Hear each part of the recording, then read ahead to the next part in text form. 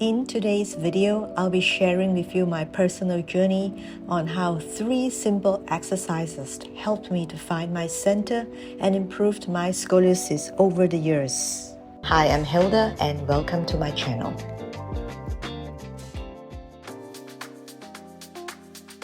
Take a look at my shoulders. They're both not the same.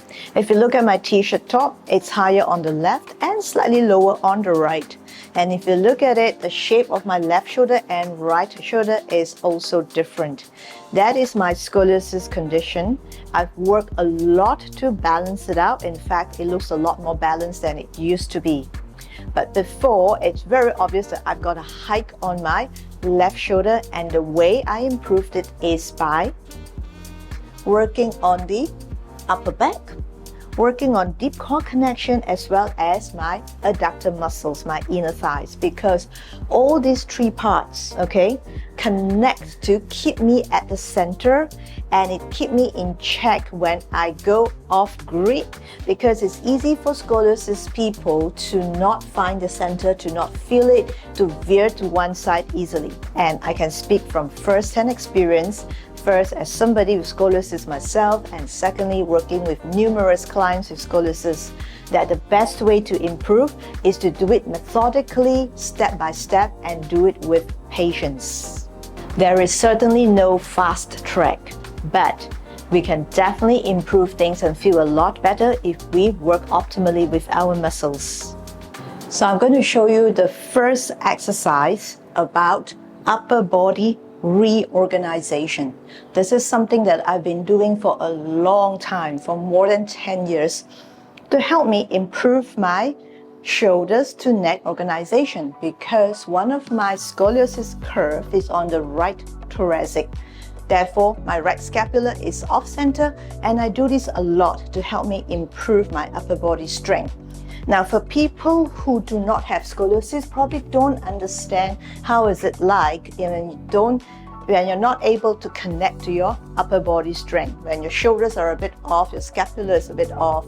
But I know from first-hand experience that that is something that can be quite unsettling, because sometimes you just feel like you can't even connect well to your arm or your shoulders, like there is a kink there. So this is what I did a lot, and I'm still doing from time to time right now. No matter where your curve is, whether it's on the right or left thoracic, if you have a shoulder or neck imbalance, this is really good for you. It's actually the plank preparation. So it's not the full plank. We don't need to do the full plank, but we do need to do the preparation, which I find more useful than the full plank itself. Now, you're going to move your arms in front, and you're going to bring your pelvis down. Now, make sure your pelvis is so low that it's almost like a slide position here, okay? And from here, your arms can be slightly in front of your shoulders to start with, but ultimately we want it to be right under the shoulders. So let's do 2 options here. The hands slightly in front of the shoulders, bend your elbows.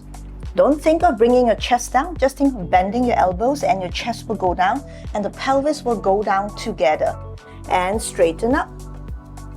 Push your elbow up. Let's do 2 more here. Inhale. Exhale, go down, keeping your feet on the floor, and up. And 1 more. Come up, okay? Now from here, you can do as many times as you like till you feel you have enough, because this is low impact, so it can only be good for us. Bring your hands in now, and look at my hands, it's right under my shoulders, so we're increasing the challenge a little bit more, okay? Inhale, exhale, and go down. You can go a bit lower if you like, and up, keeping the body in one straight line, in one slide here. 2 more times, and up, and 1 more, and come up. So how does this help me with upper body strength? It reorganizes the shoulders by rolling it backwards with this position, okay? But it also trains me to connect my upper body to my core here. Because in this, look, everything moves as one. And also very importantly, the muscle that a lot of people overlook is the triceps. triceps are actually more important as a stabilizing muscles than the biceps. And we really have to train it well so that it's able to support us, and that then by the biceps will be able to move freely in any movement to do its job as a prime mover. So tricep stabilizer, bicep prime mover. So knowing that will help us to train our muscles more optimally. Second thing I mentioned about really important for anyone with scoliosis to do is to connect deeply to our core. Now, of course, you may say that anybody needs to connect to the core. That's true, but especially so for people with scoliosis, because with a curvature in our spine, you know what? We don't feel our core easily. We don't find our center easily. What is center to us is not so center to normal people. So Ria has made her guest appearance here. Say hi, Ria. No, she's not saying hi. She's camera shy. The next important thing that every scoliosis person should work on is deep core connection. In fact, I've done quite a few videos on it. Check it out if you like. You may say that anybody needs core strength, not just people with scoliosis, but mark, I say the word core connection, because for a scoliosis person with our spinal curvature, it is very hard for us to find center. And it is really important for us to find our balance and center so that we are able to prevent injury much better. Because with an imbalanced spine, it's easy for us to go off grid. We want to stay at center as much as possible, okay? Now from here, have your legs bent and have your arms, your hands behind your thigh, pulling your thighs towards you while your legs try to push away. And from here, you're going to scoop your belly in, curl from your pelvis, slowly, slowly curl back.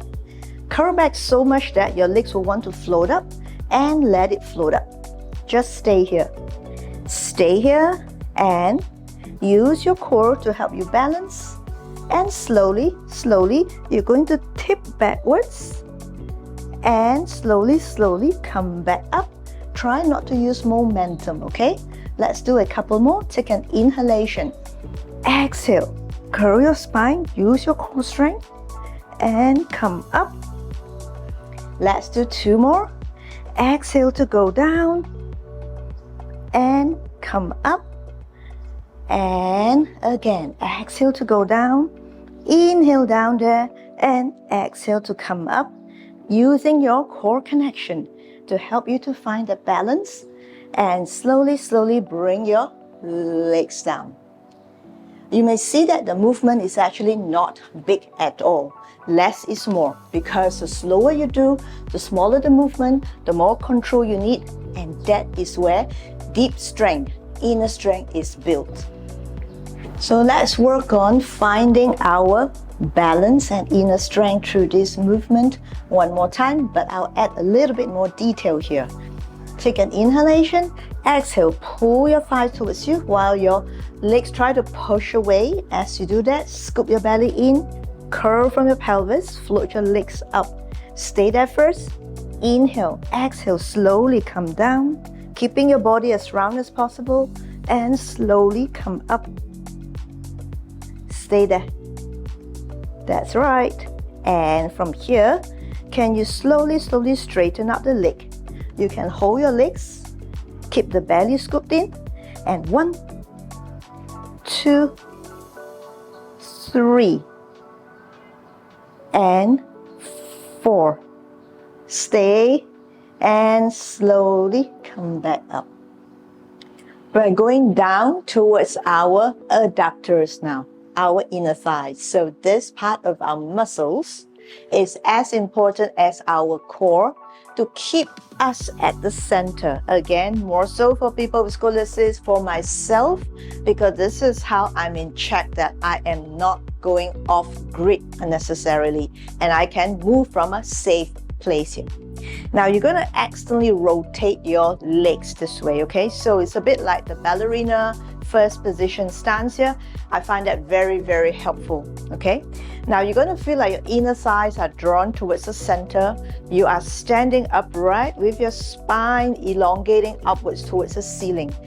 feel like this is pulling up and your belly button is drawn in and up. That feeling of inner elongation. Try to find it within, and when you feel you have it, slowly lift your heels off. But standing on the area between your big and second toes, that's really important because that's where the connection is best for your adductor. Stay there and stand. Open up your arms like you're doing ballet, but not. Moving your inner thighs towards the center, keeping your legs very, very, very straight. Find your strength, and from here, you're going to start to bend your knees and your heels will touch. And straighten up. Your heels will separate, but your legs are absolutely straight here. And bend your knees, your heels will touch. And straighten, bring your inner thighs in together. Again, bend. And straighten out. 2 more times, bend. And straighten out. And let's do 1 more. Bend. And straighten out. Your heels are off all this while, okay? Make sure they don't touch the floor. Using your inner thighs to help you stay upright, stay stable. And slowly bring your heels down. If you feel you're doing ballet here, that's great because that's actually what it is. This is a ballet move that I've learned and it's very helpful for me to find my inner connection. There are lots of inner strength movements we can learn from ballet techniques, okay? Now we're going to have the legs apart now. Same thing here. Lift your heels up. You can put your hands on your waist if you like. Find your center. Just make sure you're not tipped forward. You're not too far back that you're going to fall backwards here. Find your center. Same thing. You're going to bend your knees. And up. Lengthening your adductor muscles here, stretching it, at the same time strengthening it. Again, keeping that connection here. And bend and straighten up. Let's do 4 more here. If you like, you can exhale when you go down. Inhale when you come up. Let's do 3 more. Oops. Again, keep focus when you do this.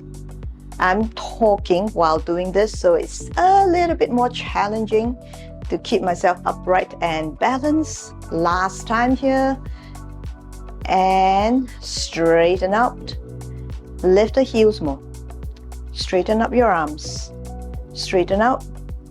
And slowly, slowly bring it down. Scoliosis can only be improved step by step in a methodical way. So keep going at it. Don't ever give up because the more we do, the more it has a cumulative effect to improve our spine over the long run. Keep moving, keep getting better because it can only be good for us. If you're interested to know what other exercises you can do to keep improving your scoliosis, check out my videos on scoliosis rebalancing or something I'm working on now, which is scoliosis stabilizing. Rebalancing or stabilizing are absolutely key for us because it helps us to find our center and sustain it. And that is all for this video. Thank you for watching and like and subscribe, and I'll see you in the next one.